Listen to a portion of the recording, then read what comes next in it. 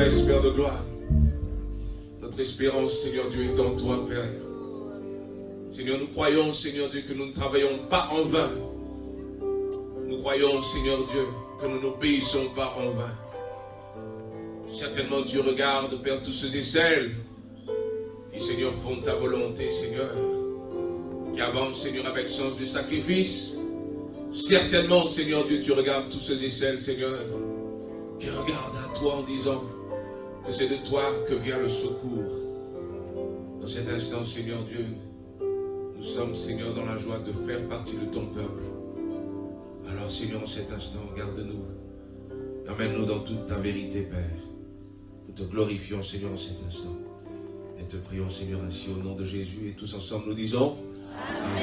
Est-ce qu'on peut une fois de plus applaudir le Seigneur? Amen. Amen, merci Seigneur.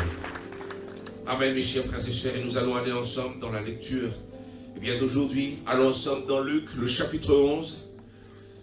Amen. Luc, le chapitre 11. Et mes chers frères et sœurs, nous allons aller directement sur le verset 9.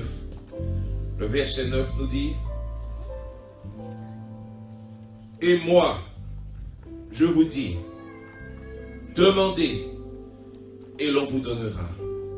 Cherchez et vous trouverez. Frappez et l'on vous ouvrira. Car quiconque demande reçoit, celui qui cherche trouve, et l'on ouvre à celui qui frappe. Quel est parmi vous le père qui donnera une pierre à son fils s'il lui demande du pain? Ou s'il demande un poisson, lui donnera-t-il un serpent au lieu d'un poisson? Ou s'il demande un œuf, lui donnera-t-il un scorpion? Si donc méchant comme vous l'êtes, vous savez donner de bonnes choses à vos enfants, à combien plus forte raison le Père Céleste donnera-t-il le Saint-Esprit à ceux qui le lui demandent? Amen. Amen, mes chers frères et sœurs. Amen. Savez-vous, mes chers frères et sœurs, pour commencer ce temps, eh bien, la Bible dit, celui qui m'aime, c'est celui qui fait mes commandements, celui qui fait ma volonté. Et c'est la raison pour laquelle, mes chers frères et sœurs, nous nous attelons à obéir au Seigneur. Et je me souviens, mes chers frères et sœurs, de mes jeunes années, obéir le Seigneur pour moi, c'était loin d'être quelque chose de joyeux.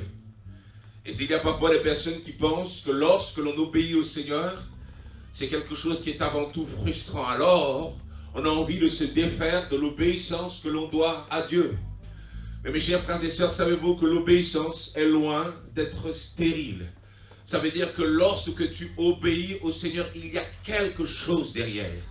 Et je prie, mes chers frères et sœurs, que nous puissions nous intéresser à ce qu'il se passe lorsque nous obéissons au Seigneur. En vérité, le Seigneur, lorsque tu lui obéis, amène une vie particulière dans ta vie. Il amène une harmonie particulière dans ta vie. C'est la raison pour laquelle nous ne nous décourageons pas.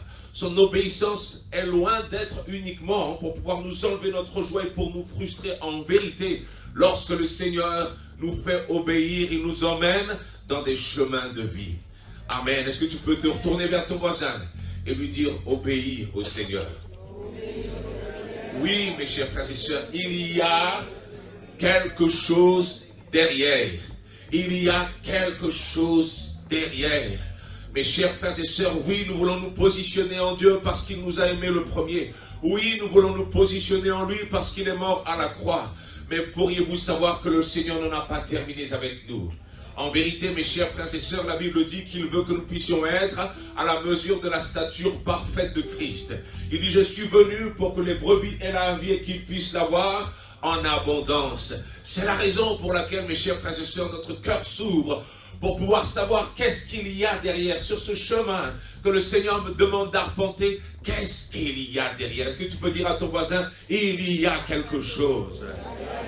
Si le Seigneur te demande de chercher, c'est parce qu'il y a quelque chose. Si le Seigneur te demande de chercher, c'est parce qu'il y a quelque chose à trouver. Entendez, mes chers frères et sœurs, il y a quelque chose à trouver dans le Seigneur. J'aimerais dire cela parce que, mes chers frères et sœurs, il y a parfois des fois, on se dirige vers les choses du monde. Entendez-moi bien. On se dirige vers les choses du monde. On se dirige vers les plaisirs de ce monde. Mais mes chers frères et sœurs, est-ce que je peux vous dire qu'il y a plus en Dieu? Il y a plus en Dieu. Malgré tout ce que tu crois, il y a plus en Dieu. Il y a plus en Dieu.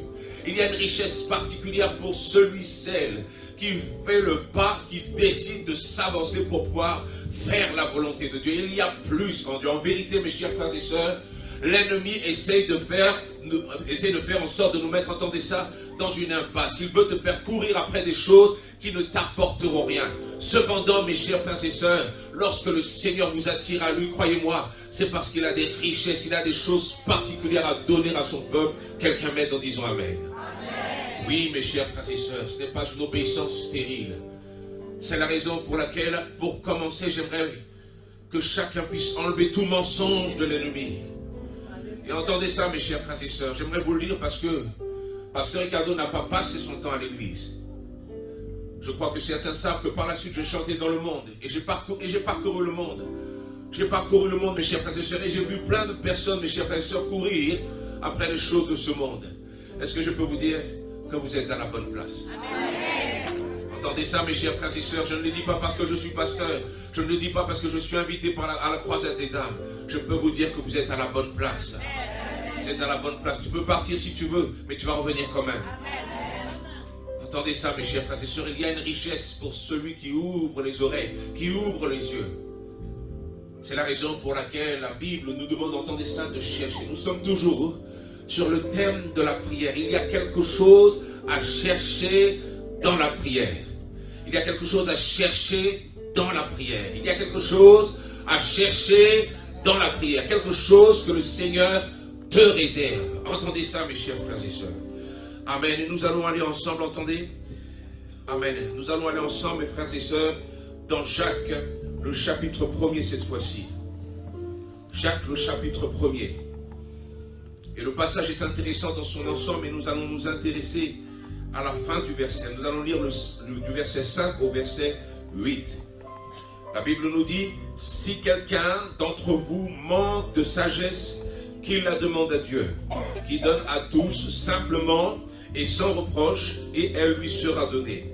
Mais qu'il la demande avec foi, sans douter, car celui qui doute est semblable au flot de la mer, agité par le vent et poussé de côté et d'autre, qu'un tel homme ne s'imagine pas qu'il recevra quelque chose du Seigneur. C'est un homme irrésolu, inconstant dans toutes ses voies. Est-ce que vous entendez ça, mes chers frères et sœurs?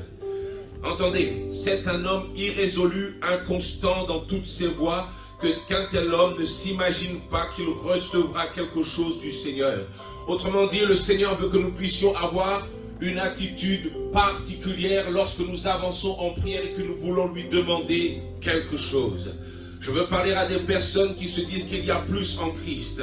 Entendez ça, mes chers frères et sœurs, nous ne sommes pas faits pour pouvoir tout le temps rester dans la frustration.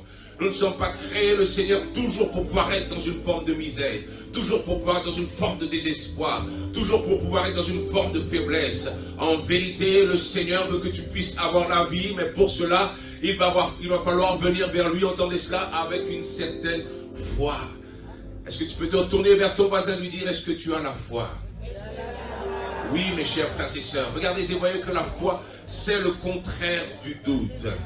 Entendez, mes chers frères et sœurs, je veux m'adresser à vous qui venez devant le Seigneur, et même lorsque vous êtes en train de prier, vous n'êtes pas sûr que le Seigneur va le faire. Il y a un problème dans l'attitude de ta prière lorsque tu ne demandes pas avec une certaine résolution. Qui est avec moi? Parce que nous ne prions pas n'importe qui, nous l'avons dit hier. Nous prions notre Père Céleste. Nous prions celui qui nous aime, celui qui a déjà tant fait pour nous. Alors lorsque nous le prions avec assurance. Entendez, mes chers frères et sœurs, que lorsque nous sommes irrésolus, lorsque nous sommes inconstants, lorsque nous doutons, il nous est impossible de construire quoi que ce soit. Parce qu'à chaque fois que tu prends une décision, tu veux tout de suite reculer. À chaque fois que tu veux faire quelque chose, tu veux tout de suite reculer. Pourquoi? Parce que tu doutes tout le temps. Entendez, mes chers frères et sœurs, je prie en cet instant que votre foi aille au-delà de vos doutes. Je prie en cet instant que votre foi aille au-delà de votre hésitation. Je prie que votre foi aille au-delà de votre peur, que vous puissiez demander au Seigneur. Tu ne t'adresses pas à n'importe qui, tu t'adresses à l'Éternel des armées. Lorsque nous parlons, il entend. Qui dit un bon amen à ça?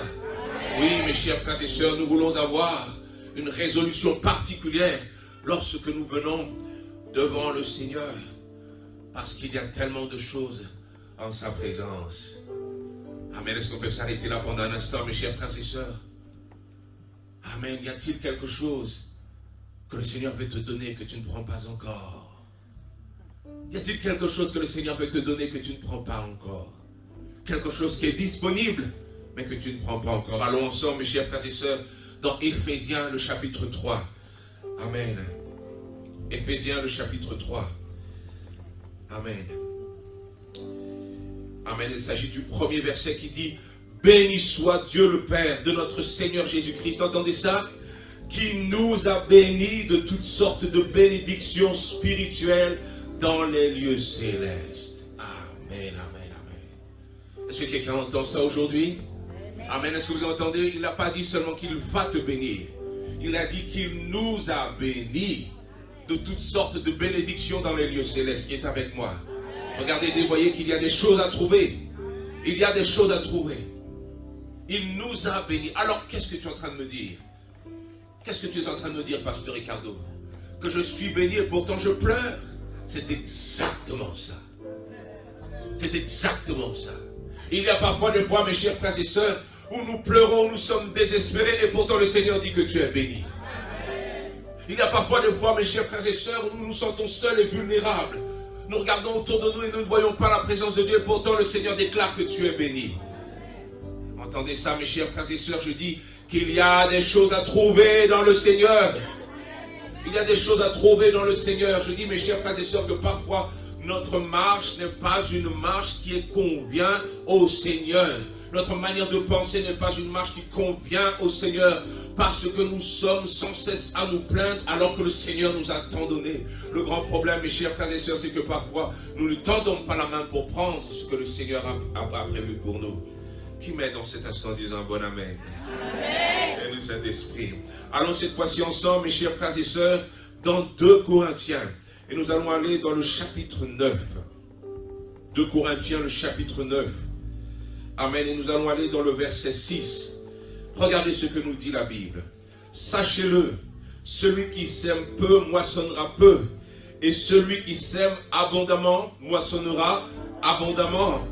Que chacun donne comme il l'a résolu en son cœur, sans tristesse ni contrainte, car Dieu aime celui qui donne avec joie. Et entendez verset 8, et Dieu peut vous combler de toutes sortes de grâces, afin que possédant toujours en toutes choses de quoi satisfaire à tous vos besoins, vous ayez encore en abondance pour toute bonne œuvre. Est-ce que vous entendez ça? Et Dieu peut vous combler de toutes sortes de grâces. Un processus, quelque chose qui est à mettre en place, de manière, entendez ça mes chers frères et sœurs, à ce que le Seigneur puisse nous combler de toutes sortes de grâces. Ce n'est pas pasteur Ricardo qui dit ça, c'est la parole de Dieu. Est-ce que tu peux dire à ton voisin, il y a des choses à trouver en sa présence? Oui mes chers frères et sœurs, il y a des choses à trouver. C'est la raison pour laquelle il va falloir t'ouvrir. Amen, mes chers frères et sœurs. J'aimerais vraiment parler à quelqu'un qui veut faire ce chemin avec moi. Il va falloir s'ouvrir pour chercher en sa présence. Tu vois, en fait, on peut tous rester comme on est maintenant. On peut tous rester comme on est maintenant. Vous savez qu'on aime rester dans notre sécurité. On a notre petite vie, notre petite famille, notre petite voiture. Et l'on vient à l'église le dimanche. Et tant qu'on vient, eh bien, tout se passe bien et c'est bon. Mais je veux m'adresser à des personnes qui veulent plus. Je veux m'adresser à des personnes qui veulent plus parce qu'il y a plus dans le Seigneur. Il y a quelque chose à trouver, mes chers frères et sœurs. Il y a quelque chose à trouver, mes chers frères et sœurs. Je veux parler à quelqu'un qui est dans son train-train quotidien, métro, boulot, dodo, et ça recommence le jour d'après. Mes chers frères et sœurs, il y a plus dans le Seigneur. Et le Seigneur veut faire la route avec quelqu'un qui sait qu'il y a plus dans son chemin. Regardez et voyez, mes chers frères et sœurs, que si nous voulons accomplir pour le Seigneur, il va falloir que nous allions plus loin avec lui et que nous puissions sortir de notre enclos, que nous puissions sortir de notre sécurité pour avoir une marche de foi. Qui m'aide en disant un bon amen? Amen. Amen. Oui, Seigneur, agis en cet instant. Amen, mes chers frères et sœurs. Eh bien, j'aimerais que vous puissiez prendre le temps cet instant bien de noter parce que j'aimerais lister les promesses de Dieu à votre égard. Les promesses de Dieu à votre égard. Alors je vous en prie, mes chers frères et sœurs, pour ceux et celles qui peuvent prendre leur portable, pour ceux et celles qui ont le de quoi écrire, je vous en prie que vous puissiez voir qu'il y a des choses à trouver, des choses que vous pouvez demander en prière, des choses qui sont pour vous, que le Seigneur a préparées là, et qu'il vous reste simplement, mes chers frères et sœurs, à les demander. Allons ensemble, mes chers frères et sœurs, dans un tout premier temps, dans 2 Corinthiens, le chapitre 19 et le verset 19 et le verset 20. 2 Corinthiens, chapitre 1er, verset 19, verset 20. Et la Bible nous dit, car le Fils de Dieu, Jésus-Christ, qui a été prêché par nous au milieu de vous, par moi et par Sylvain et par Timothée, n'a pas été oui et non, mais oui qui a été en lui. Mais c'est oui qui a été en lui. Car pour ce qui concerne toutes les promesses de Dieu, c'est en lui qu'est le oui. C'est pourquoi encore l'amen par lui est prononcé par nous à la gloire de Dieu. Qu'est-ce que ce verset veut dire, mes chers frères et sœurs? Ce verset veut dire que lorsque le Seigneur te promet quelque chose, sa promesse est certaine. Sa promesse est certaine. Est-ce que vous entendez ça, mes chers frères et sœurs? Je veux m'adresser à quelqu'un qui doute lorsque je suis en train de dire ça. Entendez, mes chers frères et sœurs, je ne sais pas quand, je ne sais pas quand même, je sais que ces promesses sont certaines. Je prie que vous puissiez garder ça dans votre cœur. Continuons, mes chers frères et sœurs. Regardez et voyez que Dieu ne revient jamais sur ses promesses. S'il y a quelque chose qui se trouve en lui, mes chers frères et sœurs, cette chose y est bien. Psaume 89, et nous allons aller dans le verset 34. Psaume 89, le verset 34. Et la Bible nous dit, je ne violerai point mon alliance, et je ne changerai pas ce qui est sorti de mes lèvres. Est-ce que tu entends ça? Je ne violerai pas ce qui est sorti de mes lèvres. Ce que je t'ai promis, je te l'ai promis. Amen, mes chers frères et sœurs. Ne te crois pas écarté de la grâce de Dieu. Toi aussi, tu fais partie de ceux et celles avec qui le Seigneur veut donner. Aide-nous, Saint-Esprit. Restez avec moi, mes chers frères et sœurs. Regardez et voyez cette fois-ci que le Seigneur nous a promis la vie éternelle. Qui dit un bon amen à ça? La Bible nous dit dans 1 Jean, le chapitre 2, verset 25. Or, la promesse qu'il nous a faite, c'est la vie éternelle. Amen, mes chers frères et sœurs. Qui se réjouit pour cela? Est-ce que tu peux dire merci, Seigneur? Merci, Seigneur. Amen. Allons maintenant dans Jean, le chapitre 10, cette fois-ci. Le verset 10, la Bible dit, le voleur ne vient que pour dérober, égorger et détruire. Moi, je suis venu afin que les brebis aient la vie et qu'elles soient dans l'abondance. Est-ce que tu entends ça, tout le monde? Est-ce que vous entendez ça, mes chers frères et sœurs? Ce n'est pas parce que Ricardo qui promet, si c'était moi, tu serais perdu. Mais lui, il te promet la vie abondante. Amen, mes chers frères et sœurs. Regardez et voyez qu'il nous faut en vérité chercher encore. Tu dois regarder et voir dans ta vie que certaines choses ne sont pas encore arrivées. C'est la raison pour laquelle nous voulons, nous désirons cette vie abondante que le Seigneur nous promet. Qui dit un bon amen à ça? Et moi je me réjouis. Et en vérité, mes chers frères et sœurs, je veux dire à quelqu'un, ton chemin n'est pas terminé. Ton chemin n'est pas terminé. Vous pensez au beaucoup arrivé, non? T'es pas encore arrivé, mon frère, t'es pas encore arrivé. C'est la raison pour laquelle ce n'est pas le moment de te reposer.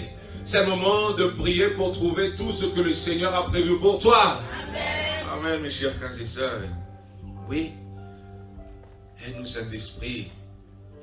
Allons cette fois-ci ensemble dans Marc, le chapitre 10, le verset 29, et nous allons lire jusqu'au verset 31. La Bible nous dit, je vous le dis, en vérité, il n'est personne qui, ayant quitté à cause de moi et à cause de la bonne nouvelle, sa maison, ou ses frères, ou ses sœurs, ou sa mère, ou son père, ou ses enfants, ou ses terres, ne reçoivent au centuple, présentement dans ce siècle-ci, des maisons, des frères, des sœurs, des mères, des enfants et des terres avec des persécutions, et dans le siècle à venir, la vie éternelle. Le verset 31 nous dit, plusieurs des premiers seront les derniers, et plusieurs des derniers seront les premiers. Qui est avec moi aujourd'hui? Oui, mes chers frères et sœurs, entendez, entendez.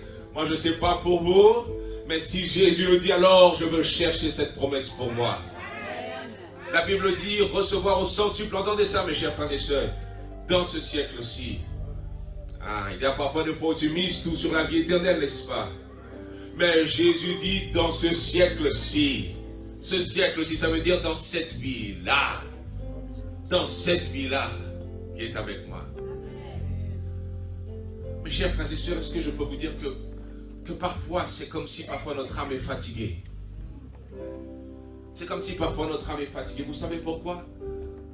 Parfois le Seigneur nous dit, tiens, mais nous n'avons même plus la force de prendre. Notre âme est fatiguée à cause des épreuves de cette vie. Ah, si j'arrive à tenir le coup par rapport à ce que je fais maintenant, je devrais m'estimer heureux.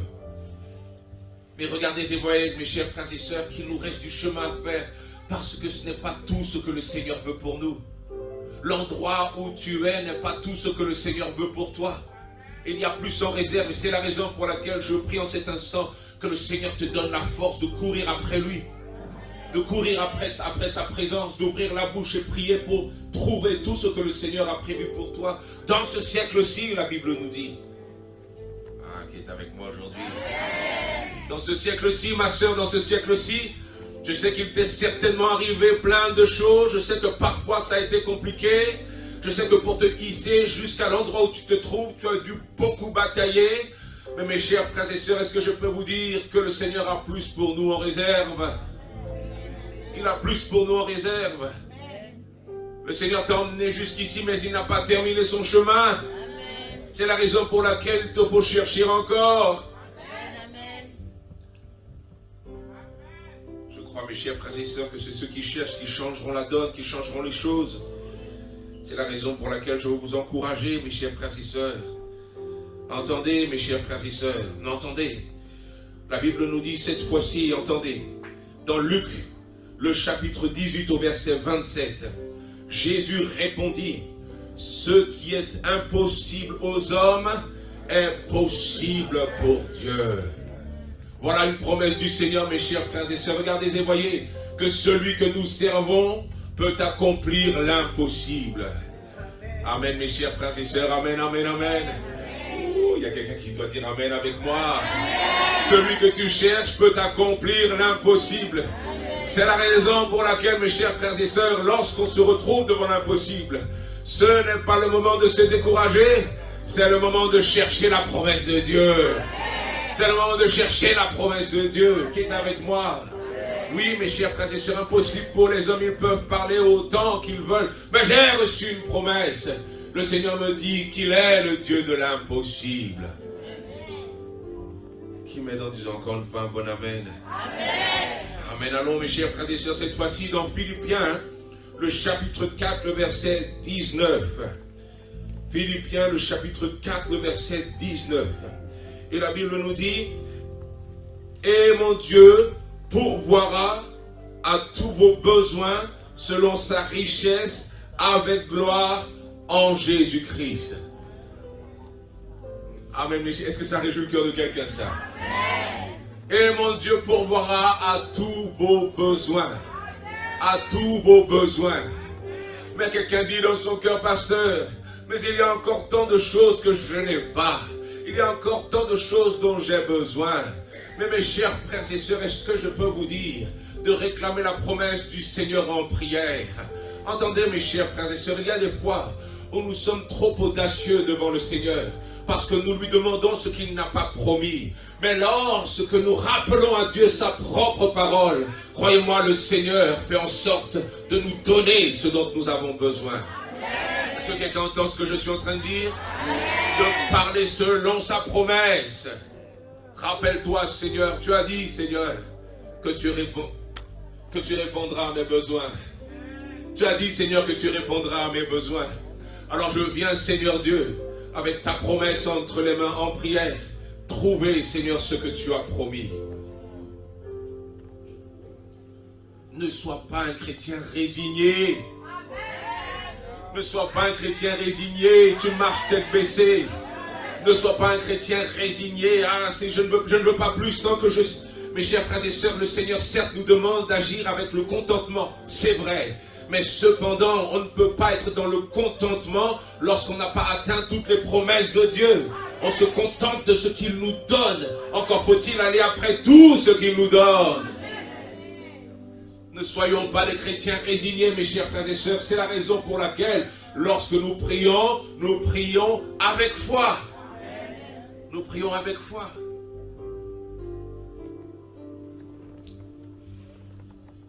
Après avoir dit tout ça, mes chers frères et sœurs, j'aimerais préciser certaines choses. Lorsque nous prions, mes chers frères et sœurs, nous prions toujours considérant notre Dieu.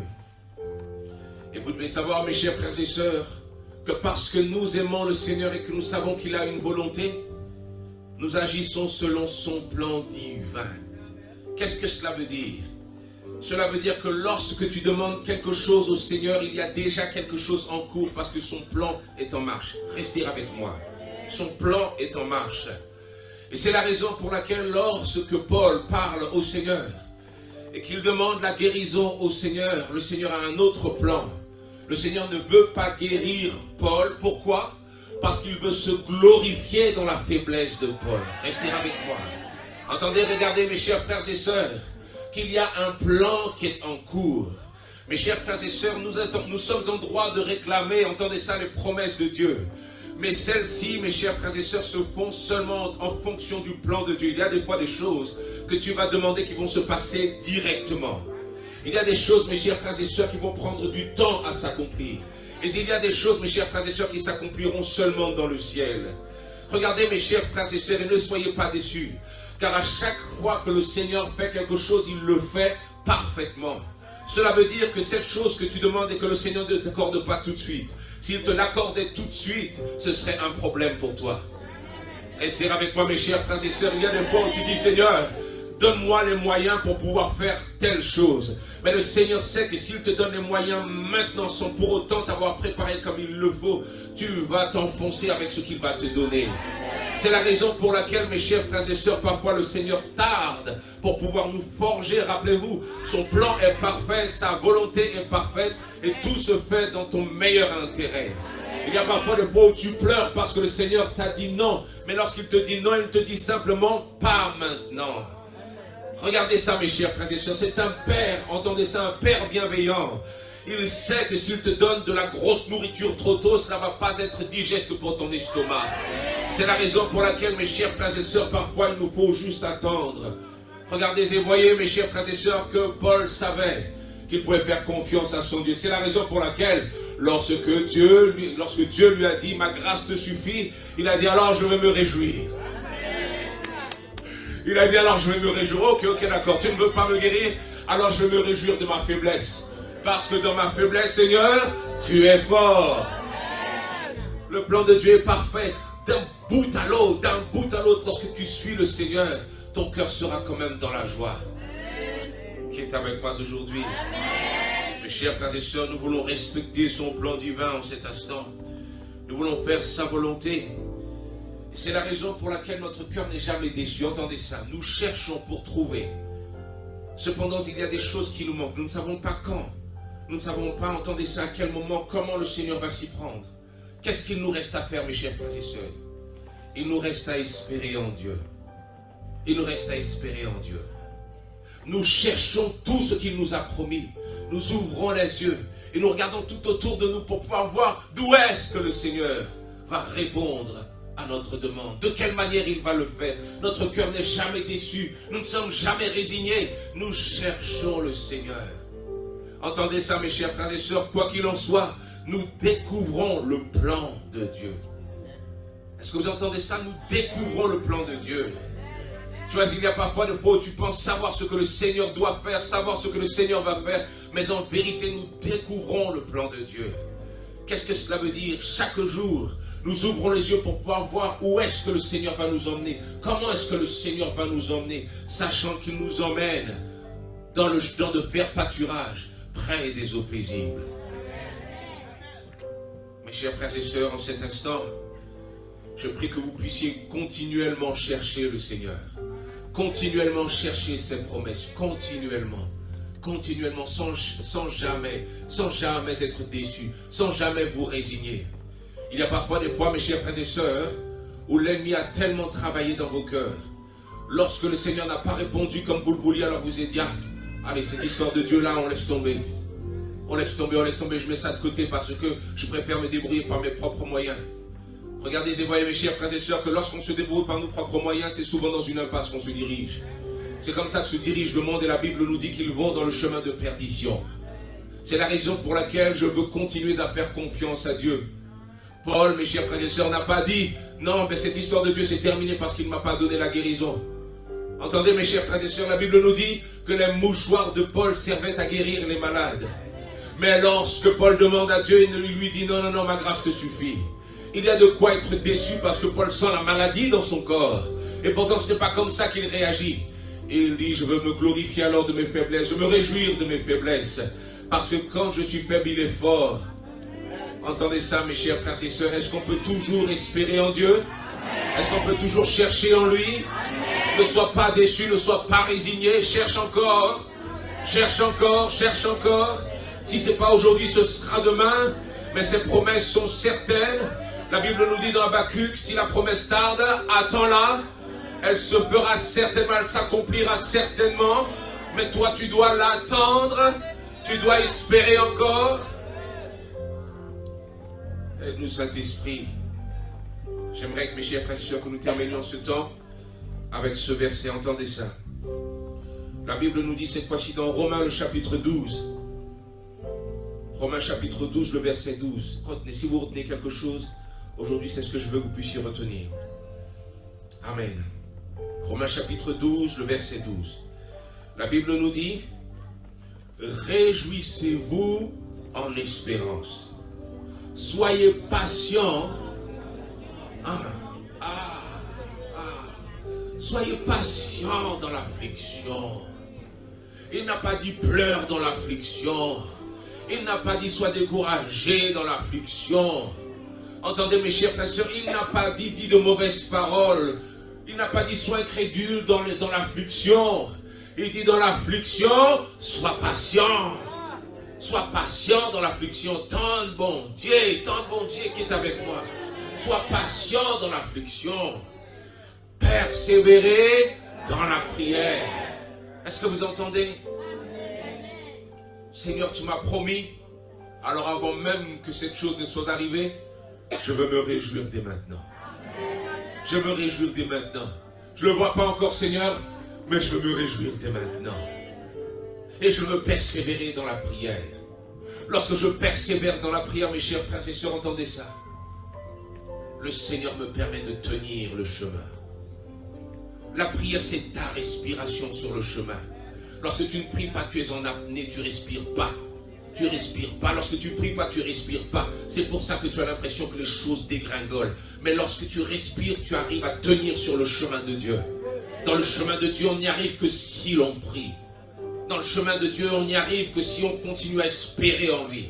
Alors on veut avancer et prier, persévérer dans la prière. Alors le diable t'avait donné un coup si fort qu'il pensait t'avoir fait tomber. Mais lorsqu'il regarde que demain matin tu es à nouveau debout parce que tu as prié le Seigneur, il se dit mais qu'est-ce qui se passe? Entendez ça mes chers frères et sœurs, en vérité, nous voulons continuer à prier. Pendant ce chemin, nous attendons tout ce que le Seigneur a prévu pour nous. Nous voulons continuer à prier. Nous voulons nous réjouir dans l'espérance. Nous sommes déjà dans la joie et nous voulons patienter dans notre affliction. Je dis mes chers frères et sœurs que nous devons apprendre à bien réagir dans notre affliction. Oui, tu as des épreuves, c'est vrai, mais je veux bien réagir.